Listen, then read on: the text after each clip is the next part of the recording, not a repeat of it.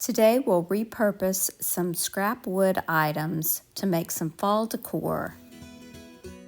Welcome to the Chic Show.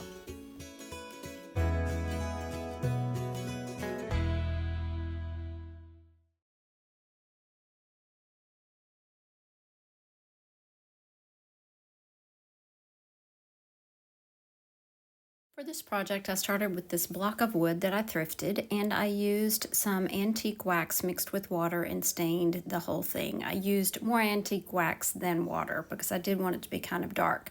Then I used this spare children's block that I also thrifted. I painted white chalk paint, actually I think it's plaster from Waverly, and I'm just rubbing it across that wood piece because it gives it, as you can see, a very rustic look. I'm going to do the same thing all around the edges as well.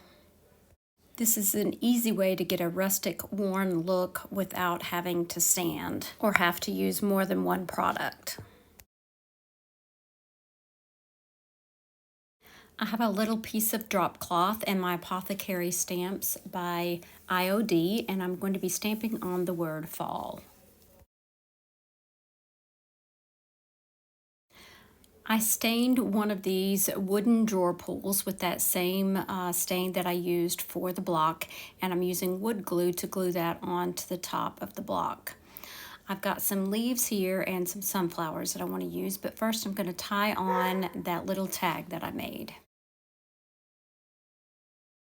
Using hot glue, I'll add my other small embellishments like my leaves and my sunflower.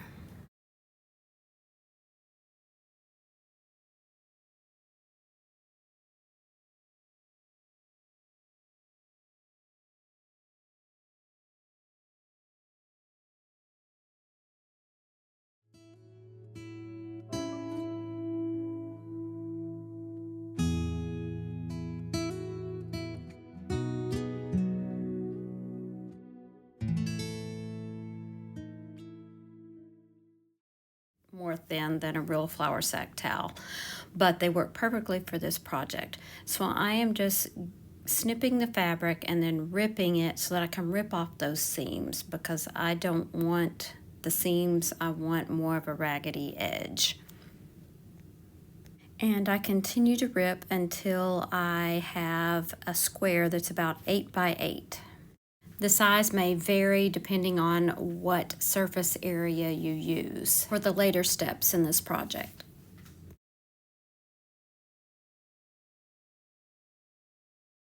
Once I have my square cut out, I'm taking some of this fabric Mod Podge, and it doesn't have to be fabric, that's just what I had on hand, and it is a little bit thicker.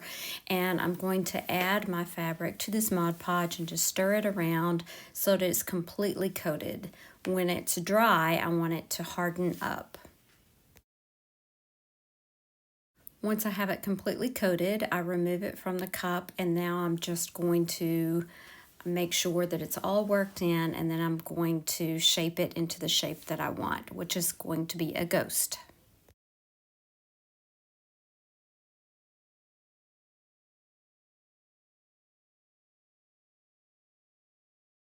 This is one of the wood plaques from Dollar Tree that I painted with black chalk paint, and I'm just trying to arrange my ghost because I'm going to be attaching it to this plaque.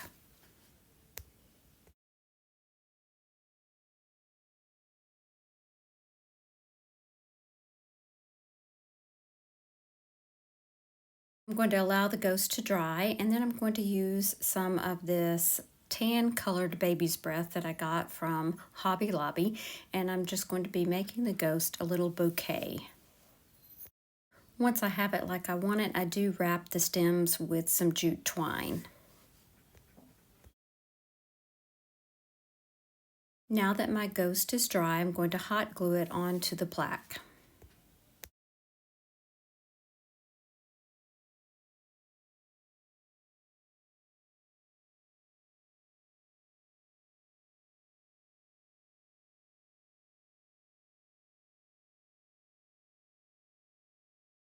And now I can glue on my little bouquet of flowers.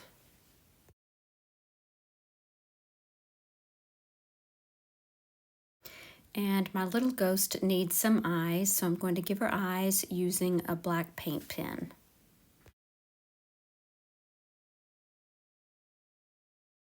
Isn't she adorable? The only thing that I did different is I did go back and I painted those flowers with a little bit of pink paint.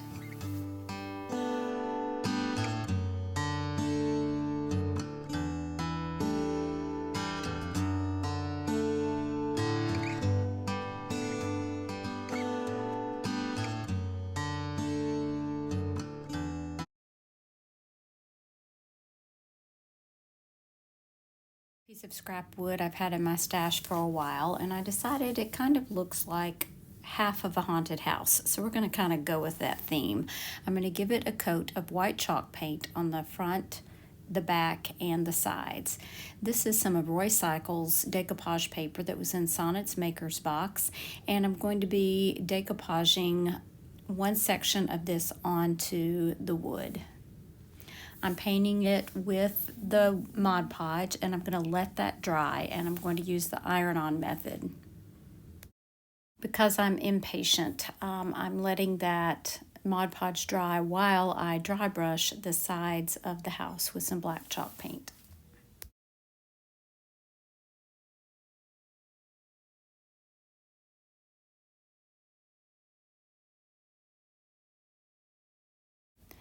Now I'll place down that decoupage paper, and I will use my little mini press and a piece of Teflon and iron the Mod Podge so that it will reactivate and the paper will adhere to the wood.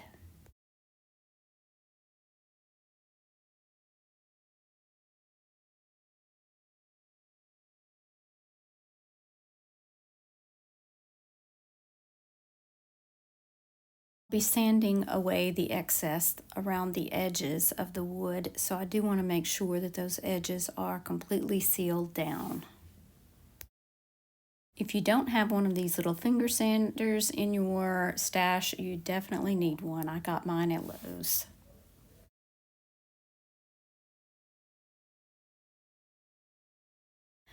Now I've used another book page to cut out another ghost, and I have used a black paint pen to put on his eyes and his mouth. And now I'm going to decoupage him to the decoupage paper. Again, using Mod Podge, but this time I'm not going to use the iron-on method. I'm just going to place it down and sand away the excess.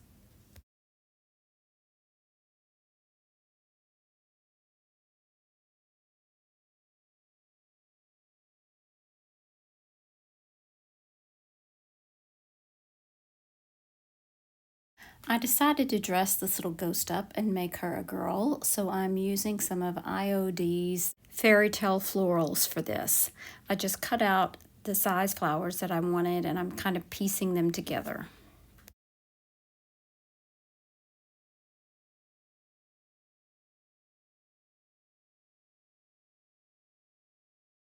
Once I had all my transfers rubbed on, I did give the entire piece a coat of DIY's Big Top.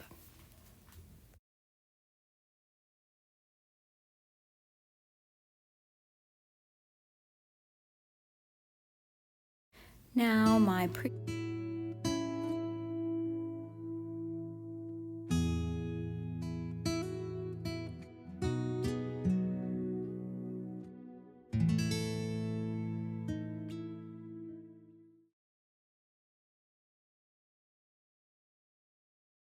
that I thrifted, and part of it had broken off, and you can see that it looks like other pieces may at some point, but I decided I could still make some kind of use of it. So I'm going to give the entire thing a coat of white chalk paint.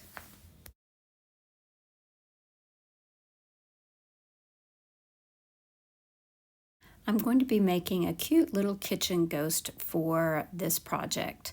So I'm going to be using black chalk paint now, and I'm going to be painting the top part of this piece with that black chalk paint.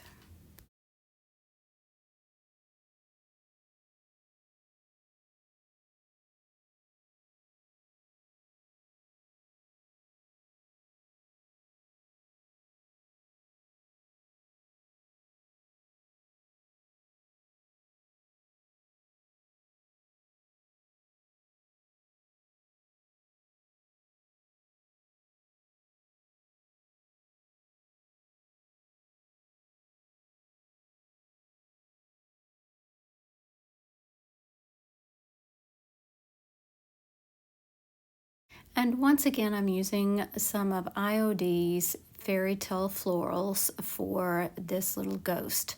This seemed to be the perfect size to give her a little flower crown.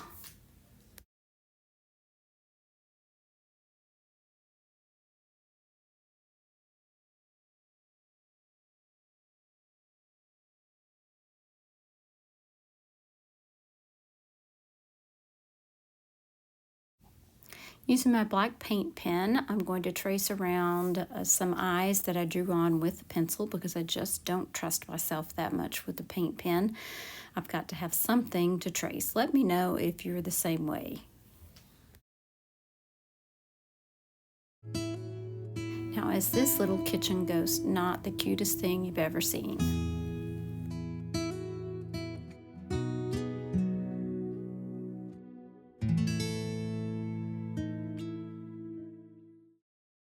Be sure and check out the playlist in the description box below, along with all of our host channels.